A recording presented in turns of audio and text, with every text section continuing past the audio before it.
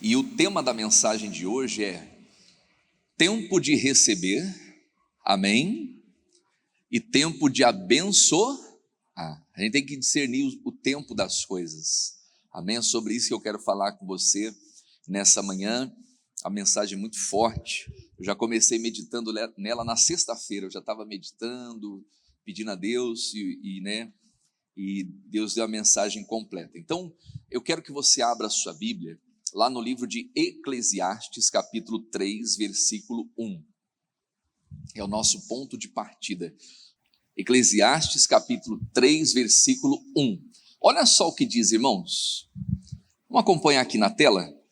Há um tempo certo para o quê? Para cada coisa. Olha só, irmãos, existem tempos. Olha aqui para o pastor Helder. Tempos representam ciclos. E nós temos que estar atento ao tempo, aos ciclos. Há um tempo certo para cada coisa. Quer dizer, para cada fase que a gente vai passar, viver na nossa vida. Amém? E isso é importante, isso é saudável, diga glórias a Deus. Não é porque se a vida fosse monótona, não é? Automática, e nós temos que aprender que a vida não é automática. As coisas da vida não são automáticas, não é? Seria muito bom, né, se você começasse a plantar e vem aquela fase de bênçãos e você fala, meu Deus, agora não esquenta a cabeça com nada, mas não é assim. As fases vêm e vão, e nós temos que aprender a discernir o tempo das coisas. Então ele está dizendo um tempo certo para cada coisa, e aqui, continue ali, há um tempo certo para cada propósito debaixo da onde? Do céu. Então tudo nessa vida é passageiro, irmãos, amém? Tudo nessa vida vai passar, a única coisa que não passa é a palavra de Deus. Agora, quando a gente está ligado, a gente consegue entender o tempo das coisas, a gente consegue viver bem. Porque, embora exista a vida, ela é feita de vários ciclos, de várias fases. Em todas as fases, Deus tem bênção para o seu povo, para os seus filhos. Quem está entendendo isso? Em todas as fases. Mas nós temos que descobrir o tempo, não é verdade? E saber agir, né, em cada tempo, em cada situação. E aí nós temos que ter conexão com Deus. Porque se a gente vive uma fé automática, uma vida automática, quer dizer, os templos, né, os ciclos se abrem e se fecham, e a gente acaba perdendo as bênçãos de Deus. Então nós temos que ter esse discernimento. E aqui em Eclesiastes ainda, aí põe na corrigida, capítulo 8, o versículo 5, olha o que a Bíblia diz, Eclesiastes 8:5, 8:5, isso. Olha lá, quem guardar o mandamento não experimentará nenhum mal. Nós temos que guardar o mandamento, amém? Quer dizer, a palavra. Vamos ler em voz alta aqui, meus amados. E o coração do sábio discernirá o tempo e o modo. Então olha aqui para o pastor Helder, irmãos. Se nós quisermos viver as bênçãos de Deus em cada ciclo, em cada fase, uma coisa que é essencial, sabedoria, amém? A sabedoria vai te dar a capacidade de discernir cada tempo, cada fase, cada ciclo, o tempo certo de agir, a maneira correta de fazer, e isso vai replicar em bênçãos na nossa vida. Então a sabedoria, ela é fundamental, amém? A sabedoria, ela é importantíssima. Uma pessoa que tem a sabedoria, ela consegue discernir os tempos, amém? Quem está entendendo até aqui? Isso é fundamental. Quer dizer, o Salomão, antes dele iniciar o seu reinado, ele pede a Deus, né? Deus fala assim, Salomão, você pode pedir o que você quiser. Ele pede sabedoria. Porque ele precisava, né, lidar com as situações do reino, que era complexo. Ele tinha que ter aquela sabedoria. E Deus não só deu a ele sabedoria, mas acrescentou para ele riquezas e honras. Então, se você tem sabedoria, você vai saber, né? Você vai ter discernimento acerca do tempo, do modo, o que fazer diante das situações que acontecem. E aí eu quero que você vá lá na sua Bíblia, no primeiro livro de Reis. Aqui a gente começa a nossa mensagem. Primeiro livro de Reis, capítulo 17, o versículo é o 2. Depois veio a ele a palavra do Senhor, dizendo: vai-te daqui e vira-te para o oriente e esconde-te junto ao ribeiro de Querite, que está diante do Jordão. Olha aqui para o pastor Helder, irmãos. Aqui, no meio de uma seca, de uma chuva, o Elias ele ora para que não chovesse na terra. E Deus ele atende a oração de Elias. A Bíblia diz que durante 3 anos e meio ficou sem chover na terra. E depois que o Elias faz essa oração, isso aqui é importante, irmãos, veio a palavra de Deus a Elias. Amém? Olha aqui para o pastor Helder. Não somos nós quem criamos os ciclos. Não somos nós. Não é? Os ciclos são criados por Deus. O Elias não toma uma decisão aleatória, bateu na cabeça dele, eu vou para o ribeiro de Querite e vou me esconder lá. Não. A Bíblia diz que a palavra de Deus veio a ele. Isso aqui é muito importante, irmãos. Não somos nós que temos que procurar a palavra. Não, deixa eu achar um versículo aqui. Não é assim. É a palavra que vem. É quando Deus se revela. Meu amado, minha amada, isso aqui é fundamental. Você quer ser vencedor, você quer ser vencedora? Deixa a palavra vir. Fica ali meditando, orando, buscando, na sua leitura da Bíblia. Você vem na igreja, você vem nos cultos, você participa das orações diárias. Todos os dias nós temos 4 orações no canal do YouTube, enfim, mensagens, é um hino, é um louvor, e de repente o que acontece? Vem a palavra. Quer dizer, aquilo é Deus iniciando uma fase na sua vida, na nossa vida. A palavra vem, é como se Deus tivesse vindo ao seu encontro, e Jesus é a palavra. E foi o que aconteceu com Elias, veio a palavra, e Deus falou com ele para que ele se escondesse no ribeiro de Querite. Meu amado, minha amada, quando você tem a palavra, você tem a garantia. Amém? Quando você age pela palavra, você tem a garantia que Deus vai te sustentar, que Deus vai te abençoar. A palavra vem a Elias, e Deus diz mais, o versículo 4: e há de ser que beberás do ribeiro, e eu tenho ordenado os corvos que ali te sustentem. Amém? Então olha só, Deus havia ordenado os corvos para sustentar o Elias aonde? Em qualquer ribeiro, sim ou não? Não, no ribeiro de Querite. Isso aqui é importante, irmãos, porque às vezes a pessoa quer ser sustentada por Deus, mas ela está no lugar errado e na hora errada. Ela fica tomando decisões, ou o que eu posso dizer, pela aparência. Não foi o que aconteceu com Ló? Ele deveria ter ficado do lado de Abraão. Se você perceber, depois que o Ló se separou do Abraão, começou a dar tudo errado na vida dele. Começou a dar tudo errado. Vieram lá 5 reis, lutaram contra 4, levaram todo mundo, levaram Ló junto. O Abraão teve que chamar 318 nascido dentro da sua casa para poder livrar o seu sobrinho. Quer dizer, ele se meteu numa fria. Mas olha só, o Ló toma uma decisão pela vista. Quando ele vê Sodoma e Gomorra, e ele vê aquelas campinas verdejantes, ele fala, é aqui que eu vou estabelecer a minha morada. Quer dizer, ele estabeleceu a morada dele, a vida dele, ele colocou todo o patrimônio, a família dele, num lugar onde as pessoas eram, como que eu posso dizer, grandes pecadoras, diz a Bíblia Sagrada, perante Deus. Ele assentou a sua morada num lugar onde o pecado era gravíssimo. Mas por que ele toma aquela decisão? Porque aos olhos dele, A Bíblia diz que ele era muito rico, era muito bem de vida, mas talvez aos olhos dele, ele ia prosperar muito mais. Só que o efeito foi contrário, ele perdeu tudo, irmãos. Ele passou por situações, ele empobreceu, a cidade foi destruída, ele perdeu a sua esposa, a esposa dele virou uma estátua de sal, por causa de uma decisão, simplesmente pela vista. Então, às vezes as pessoas querem que Deus sustente, né? Não é bonito falar, o Senhor é o meu pastor, nada me... E que assim seja na nossa vida. Mas se Ele é meu pastor, é Ele que vai me dirigir.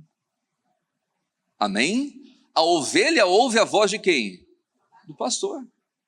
A ovelha ouve a voz do pastor. Se Ele é o meu pastor, meu Deus, então não seja feito como eu quero, o Senhor vai mostrar. Não é o que Jesus falou? Eu irei adiante das minhas ovelhas. Então uma ovelha, ela espera Deus dirigir.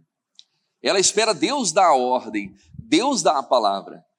E foi o que Elias fez, ele falou assim, fica ali, ó, porque eu ordenei que os corvos ali te sustentem. O Elias é nesse ribeiro, porque nesse ribeiro os corvos já estão ordenados para te sustentar. E se o Elias fosse para um outro ribeiro, que talvez mais bonito, mais glamouroso, não sei, não é? Mais cobiçado, ele ia passar fome. Então, se a gente quer viver fase de bênçãos na nossa vida, nós temos que estar aonde Deus manda estar. Quem está entendendo? Amém? Onde Deus ordena. Quer dizer, ali Elias. E o que aconteceu? Versículo 5. Foi e fez conforme a palavra do Senhor. O Elias acatou, porque habitou junto do ribeiro do quê? De Querite, que está diante do Jordão. Os corvos lhe traziam pão e carne pela manhã. Oh, glória a Deus. Pensou, né? Toda manhã você tem lá a sua água para matar a sua sede em época de crise, porque não chovia, não é? Quer dizer, em época de crise não chovia, todo mundo passando necessidade, e o Elias estava por cima da carne seca. O Elias tinha carne todo dia. A Bíblia diz que os corvos traziam para ele, né, o pão e a carne. Diz aqui o texto sagrado, né? O pão e a carne pela manhã, como também pão e carne à noite. E bebia do ribeiro. Então essa era uma fase, um momento, que o Elias não tinha que fazer nada. Quem está entendendo isso? Só estava ali, ó, na presença de Deus, no lugar certo, na hora certa, diga glórias a Deus. E nós vamos viver fases assim. Alguém pergunta, mas o que você está fazendo? Nada. Não é? O que você está fazendo? O que está dando tudo certo para você? Eu estou obedecendo aqui, eu só estou onde Deus me mandou. E as coisas vão acontecendo natural, quer dizer, o corvo vai trazendo, né? O pãozinho, oh glória a Deus. A carne, não é verdade? Quer dizer, é aquela fase que as coisas acontecem. É aquela fase que você está ali, ó, no lugar que Deus colocou, no lugar certo, na hora certa, e as coisas vão acontecendo na sua vida, e às vezes nem você entende o porquê, nem nós entendemos, é ou não é? Você fala, meu Deus, o que eu fiz para merecer tanto aqui? Ô corvo, obrigado. É ou não é? Quer dizer, as coisas vão acontecendo. Então nós temos que aprender a aproveitar esses momentos, essas fases, que não são perpétuas. É como eu disse no início, o céu e a terra passam. A fase boa passa, a fase difícil também passa. Quem está entendendo isso? Tudo é passageiro.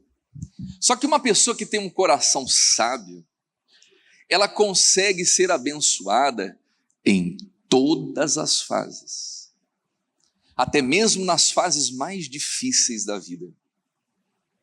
Então, por enquanto, estava tudo lindo para o Elias, tudo lindo, ali no ribeirinho, não é? Escondidinho, tranquilo, tinha água, tinha pão, tinha carne, tinha tudo. Só que a fase acaba, não é? Olha o que diz o texto sagrado. o versículo seguinte: e sucedeu que, passados dias, quer dizer, os dias passam, a verdade é essa, o dia passa, a vida passa, tudo passa. Passados dias, o ribeiro secou, porque não tinha havido o quê? Chuva na terra. Não vou dizer aqui que o que é bom dura pouco, né? Repita assim comigo: o que é bom pode ficar ainda melhor. Ah, mais otimista, né? É melhor do que falar a alegria de pobre dura pouco. É ou não é? Não, o que é bom pode ficar melhor, diga glórias a Deus. Mas a gente tem que saber lidar com as situações. Amém? Quer dizer, o ribeiro secou, o ciclo se encerrou. A gente tem que estar atento aos ciclos, irmãos. Uma vez eu li um livro, né, eu achei muito interessante a colocação do autor. Deus, ele manda onda de crescimentos. Ondas de crescimentos. Para a igreja, para o povo. As ondas são criadas por Deus. Vocês tem algum surfista aqui no nosso meio? Alguém surfa aqui? Tem algum surfista? Oh, não acredito. Eduardo, você, meu irmão.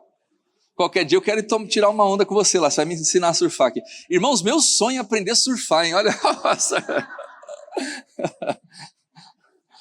Eu fico vendo aquelas ondas de Nazaré, eu fico doido.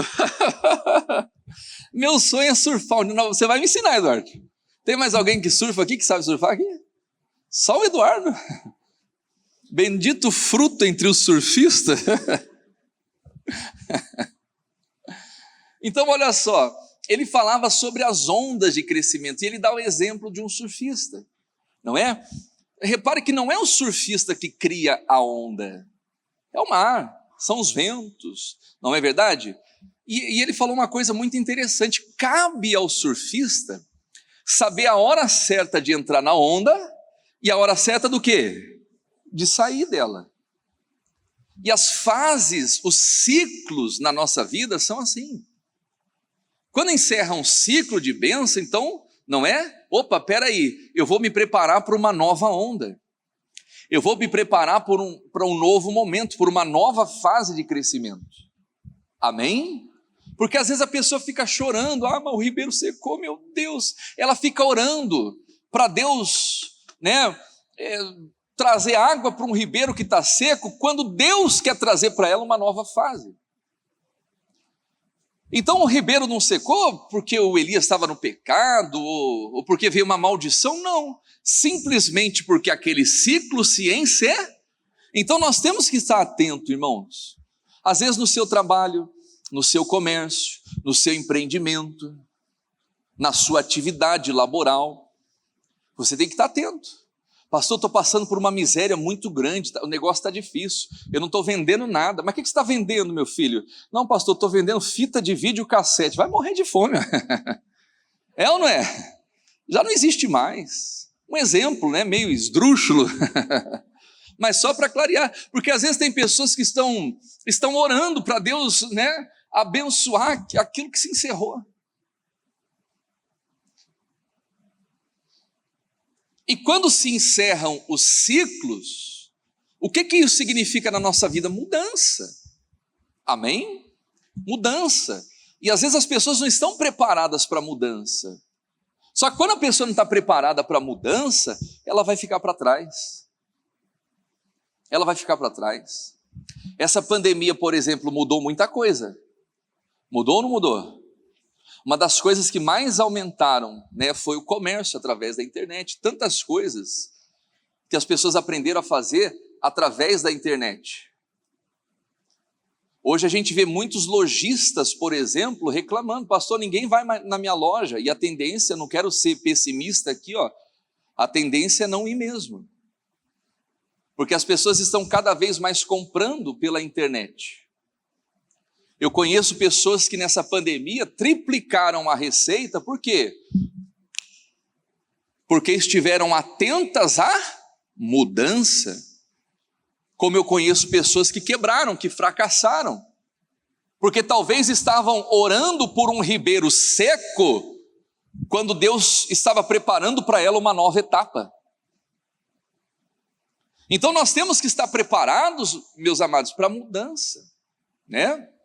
Tem um conhecido meu, ele trabalha com peças de carro, ele tinha loja física.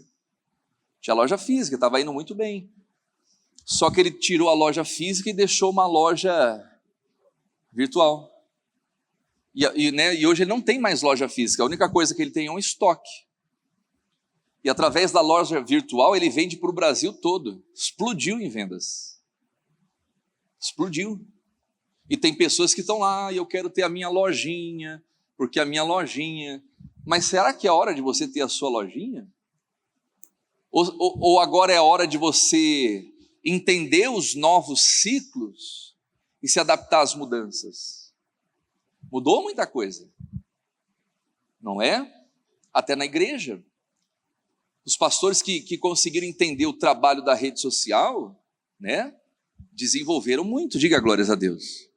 Você vê que essa pandemia revelou muitos pregadores, muitas pessoas, não é? E aqueles que talvez ficaram com a cabeça fechada, com a mente fechada, estão para trás, estão ficando para trás.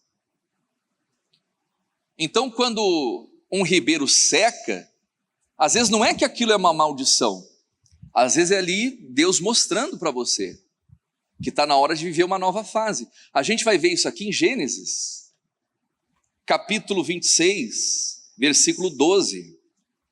O Isaac passou por isso.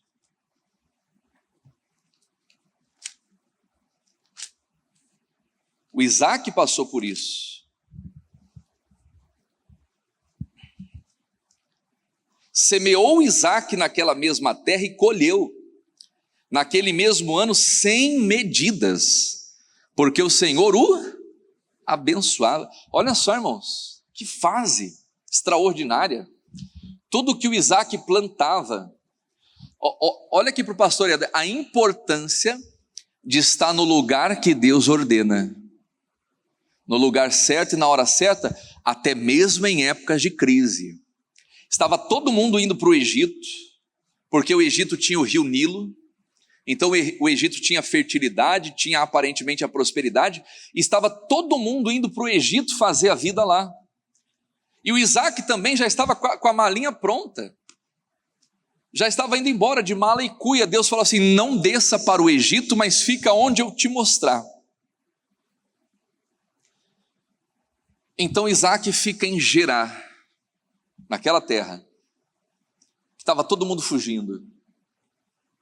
E a Bíblia diz que naquele mesmo ano semeou Isaac e colheu 100 vezes mais. Por quê, igreja? Porque o Senhor o abençoava. Quer dizer, o Isaac só tinha o trabalhinho dele de pegar as sementinhas dele, jogar na terra, plantava uma, nascia 100. Plantava 1000, nascia 100 mil, diga glórias a Deus. 100 vezes mais. Alguém podia falar: mas Isaac, que isso? Que semente é essa, rapaz? Onde você comprou essa semente? Que tipo de terra que você está usando para cultivar as suas sementes? Nada. A coisa acontecia simplesmente porque Deus abençoava o Isaac. Não era terra, não era uma semente especial, não. Era a mão de Deus, engrandecendo ele. Então, quando você entende o propósito, você está no lugar certo, na hora certa. Amém? Deus começa a abençoar, Deus começa a fazer, Deus começa a engrandecer. Quem está entendendo isso? Deus começa a fazer coisas extraordinárias, quer dizer, porque o Senhor abençoava. E olha só o que diz o texto sagrado, o versículo 13: e engrandeceu-se o varão, e ia se engrandecendo até que se tornou muito grande, irmãos.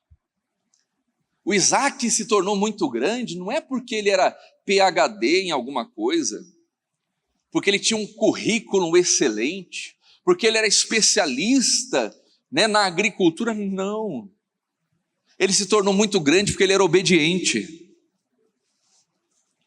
porque ele obedeceu a Deus, e Deus começou a abençoar. Ele foi se engrandecendo, quer dizer, ele viveu uma fase de crescimento.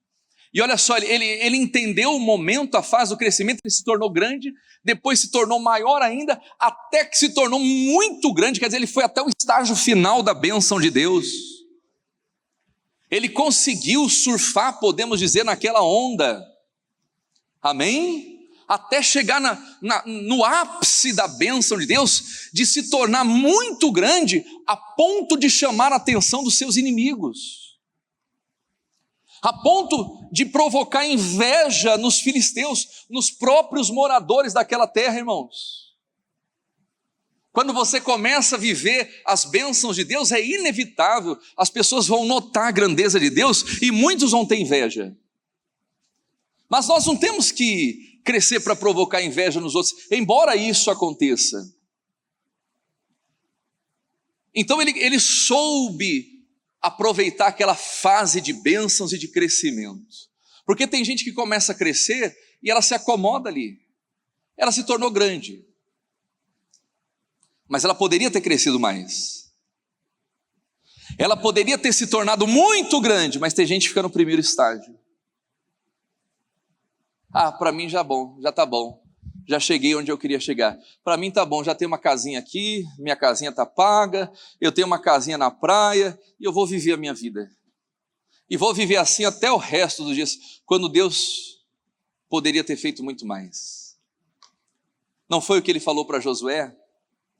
Josué, você poderia ter conquistado muito mais. Você poderia ser mais aguerrido, você poderia ser mais ousado, ter conquistado muito mais do que você conquistou.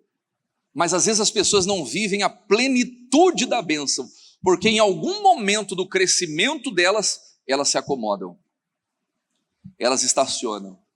Mas o Isaac não, ele cresceu, amém? Diz a Bíblia aqui, ó, o texto sagrado, o versículo 13, né? Engrandeceu-se o varão, e ia se engrandecendo, quer dizer, não tinha limite para Isaac, até que se tornou muito grande, aleluia.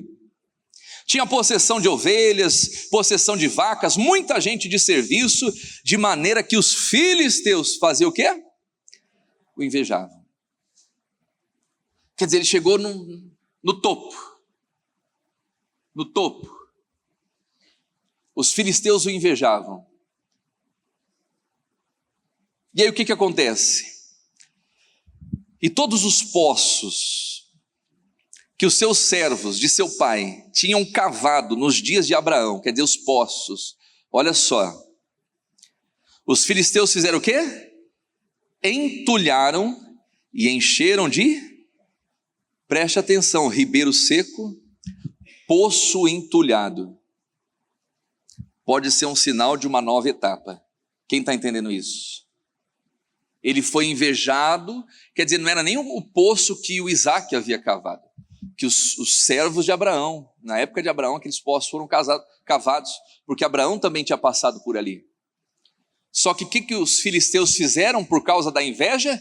Entulharam todos os poços, para que ele não pudesse dar água para os animais, sustentar os seus bichos e tal, e ainda expulsaram ele de lá. Olha que situação. Olha o que a inveja faz, irmãos. Diz aqui, ó, disse também Abimeleque a Isaac, aparta-te de nós, vai embora daqui. Porque muito mais poderoso te tens feito do que? Quer dizer, taparam todos os poços dele e ainda mandaram Isaac embora daquela terra. Vamos recapitular aqui, ó. O Isaac semeava e colhia quantas vezes mais? 100 vezes mais. Por que o Isaac colhia 100 vezes mais? Porque o Senhor... Então Isaac tinha a bênção de Deus. Mas chegou um dia que entulharam os poços de Isaac. Quem fez isso, irmãos? Foi Deus ou foram os homens? Os homens.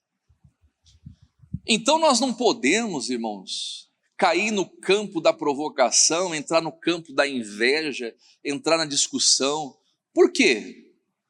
Porque quando Deus está nos abençoando, os homens nada podem fazer, ainda que tentem.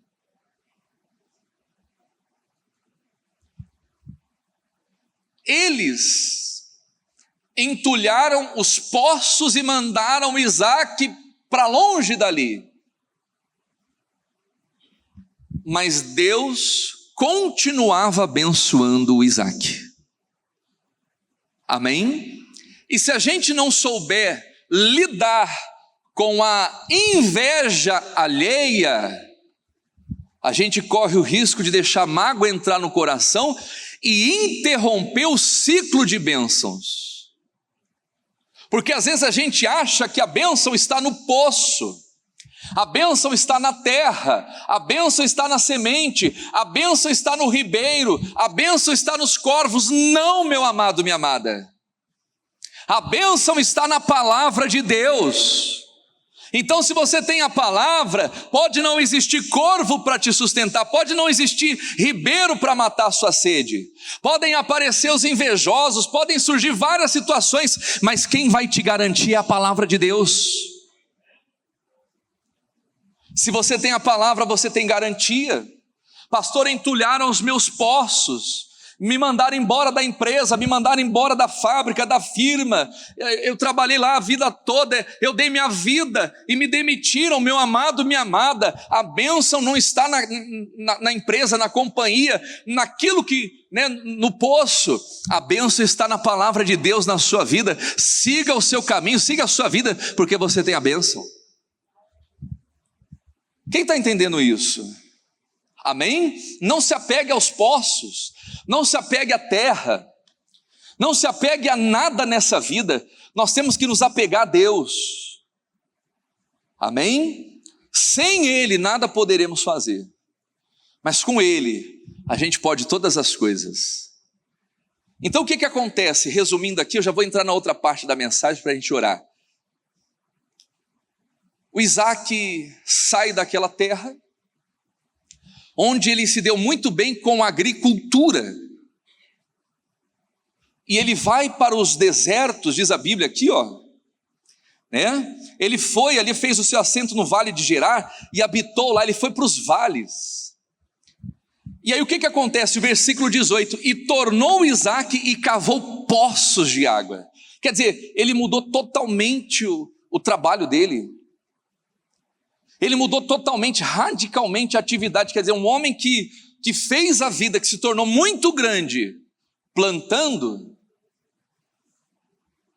ele vai viver uma nova fase, que nada tinha a ver com a agricultura. Ele começa a cavar poços. E a Bíblia diz que ele enfrenta inveja, outras pessoas vieram tomar um poço dele, e acontecem várias situações, mas olha só, o versículo 22, e partiu dali, cavou um outro poço. Ele cavou vários, tomaram o poço dele, brigaram, contenderam, quer dizer, luta vai ter, mas ele tinha a bênção de Deus, e diz ali, e cavou um outro poço, e não porfiaram por ele, por isso chamou o seu nome Reobote, e disse, porque agora nos alargou o Senhor e crescemos nessa terra. Isaque cresceu em Gerar, sim ou não? Cresceu muito, mas no vale de Gerar ele também cresceu. Então quando você tem a bênção de Deus, você cresce em qualquer cenário. Quem está entendendo até aqui? Vamos voltar lá para o livro de Reis.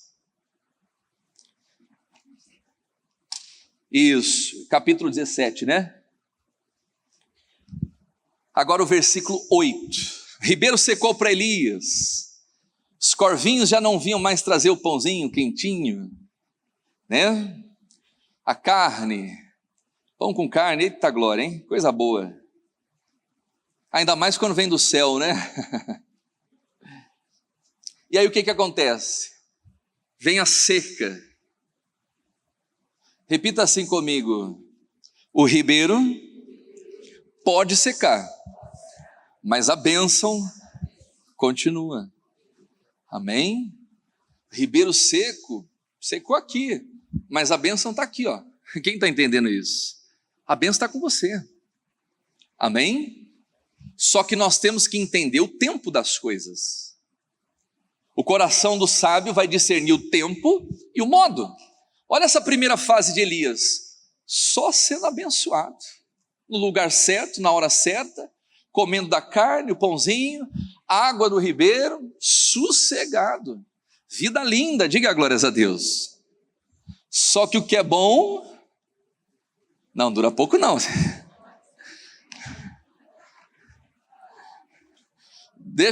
Vamos começar o culto de novo, pessoal? Deixa eu começar de novo o culto. Vem cá, irmão Marcelo, abre o culto aqui.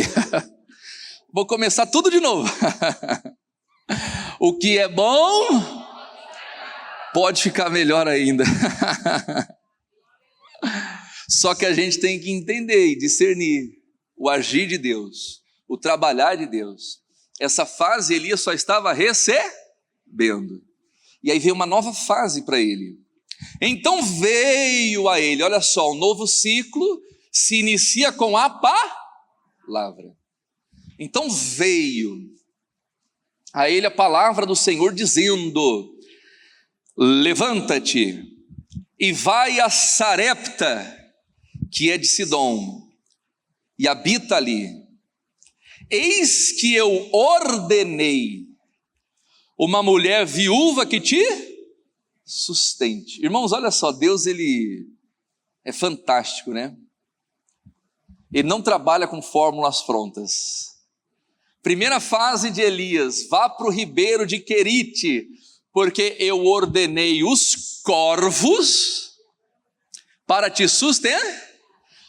Aí acabou a fase, veio uma nova fase. Agora, Elias, você vai para Sarepta, porque agora não é os corvos que vão te sustentar. Eu ordenei uma mulher viúva, né, que vai te sustentar. Olha só, deveria bater na cabeça do Elias: meu Deus do céu, agora, não, se os corvos me trouxeram esse pão maravilhoso, essa carne maravilhosa, todo dia não faltava nada, então, meu Deus do céu, essa viúva aqui vai me trazer do bom e do melhor. Só que não. Já vê aquele negócio, expectativa e realidade, né? Deve ser a viúva de um milionário aí, que vai me ajudar, vai abençoar aqui, né? Se estava bom com os corvos, agora eu vou comer o melhor dessa terra. O coração do sábio discernirá o quê? Tempo e modo. O Elias, na sua obediência, vai. Então ele se levantou, foi a Sarepta, e chegando à porta da cidade, a milionária estava lá, olha ali, ó. Né? Com, né, o tapete vermelho, a comitiva: profeta do Senhor, venha conhecer o meu palácio. Sim ou não? Não. Olha o que diz aqui, irmãos. Chegou à porta da cidade, eis que estava ali uma mulher viúva apanhando lenha. Coitadinha, né? E ele a chamou e disse: traz-me, peço, numa vasilha um pouco de água para que beba. E ela indo buscá-la, indo ela buscá-la, ele a chamou e disse: traze-me agora também um bocado de pão na sua mão.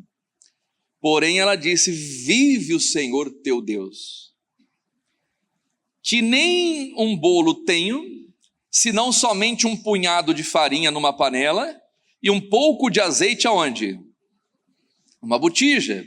E vês aqui, apanhei 2 cavacos e vou prepará-lo para mim e para o meu filho. Para que, igreja? Para que comamos e... Misericórdia. Na hora eu acho que Elias deve ter bugado aí. Pam. Essa viúva mesmo, Deus? É ou não é? Deve ter travado ali, ó. Falha no sistema. Deus, o Senhor ordenou uma mulher morta de fome para me sustentar? O coração do sábio discernirá o tempo. E aí a gente tem que ser de Deus, irmãos. Primeira fase de receber bênção. E a segunda fase, o que o Elias tinha que fazer? Abençoar. Às vezes Deus vai colocar pessoas na sua vida quebradas, falidas, com a vida arruinada, que ninguém dá nada para elas. É tipo aquela turma que foi para a caverna de Adulão com Davi. Davi estava fugindo do Saul, morrendo de medo, né, se escondendo na caverna. Eu acho que o Davi estava orando lá, Deus, manda um exército para mim, me ajuda, Deus, sozinho eu não posso, sozinho. Começa a aparecer aqueles caras, né, tudo, né, endividado, a Bíblia diz endividado, falido, desgostoso da vida. Começa a aparecer tudo, né, parecia que brotou do chão.